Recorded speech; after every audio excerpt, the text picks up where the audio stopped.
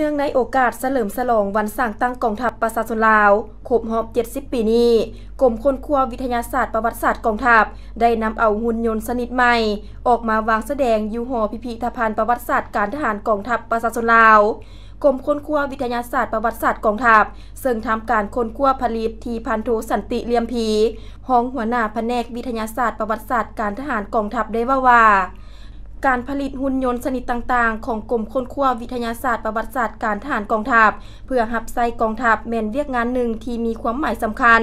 ในโอกาส 70 ปี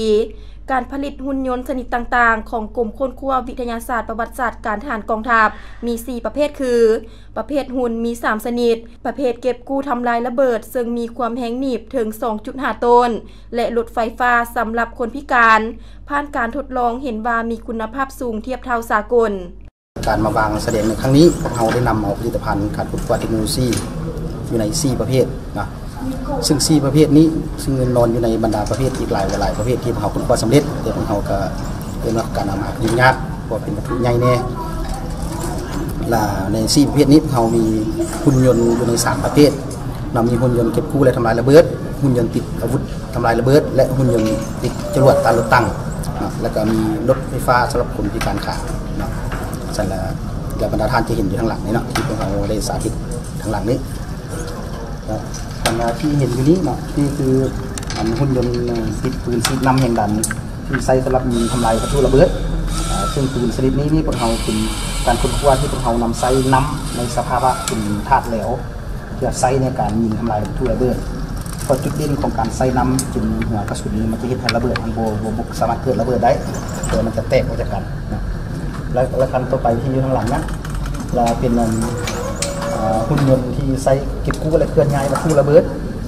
ซึ่งหุ่นยนต์ตัวนั้นมีจุดเด่นว่ามันมีภาคส่วนเป็นมือจับอยู่ในโซ่ภาคส่วนก็คือมือจับทั้งลุ่มที่บรรดาท่านเห็นนั่นก็เป็นมันจะสามารถจับวัตถุที่มีขนาดใหญ่และน้ำหนักสูงได้มีแหงหนีบถึง 2.5 ต้นและส่วนมืออีกอัน2ที่ยังถึงขั้นถึงมือที่จะใช้จับวัตถุน้อยที่มีความละเอียดสูงหุ่นยนต์ดังกล่าวนั้นพวกเขาจะมีระบบการยกขึ้นด้วยสโตรกเขาเอื้อนว่าเป็นสโตรกเป็นแรงดันที่สูงแล้วก็พวกเขามีการขับเคลื่อนโดยระบบรีโมทคอนโทรลเหมือนกันและตัวที่3ที่กำลังเห็นอยู่นั้นเป็นหุ่นยนต์ที่ติดจรวดตามระตั้งซึ่งฐานจรวดมันสามารถหมุนอ้อมตัวเองได้360 องศาและก็มีมุมยิงที่ยิงได้แต่มุมสูงถึง90 องศาซึ่งทั้ง 3 ประเภทนี้พวกเราขับเคลื่อนโดยระบบรีโมทคอนโทรล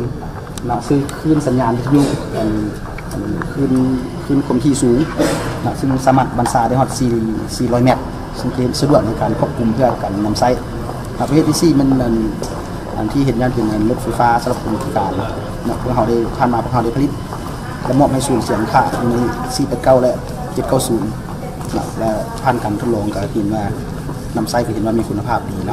ผลงานทั้งหมดเหล่านี้แม่นการค้นคิดและคนที่ได้มาจากหัวคิดประดิษฐ์สร้างพนักงานวิชาการภายในกรมวิทยาศาสตร์ประวัติศาสตร์การทหารกองทัพประชาชนลาว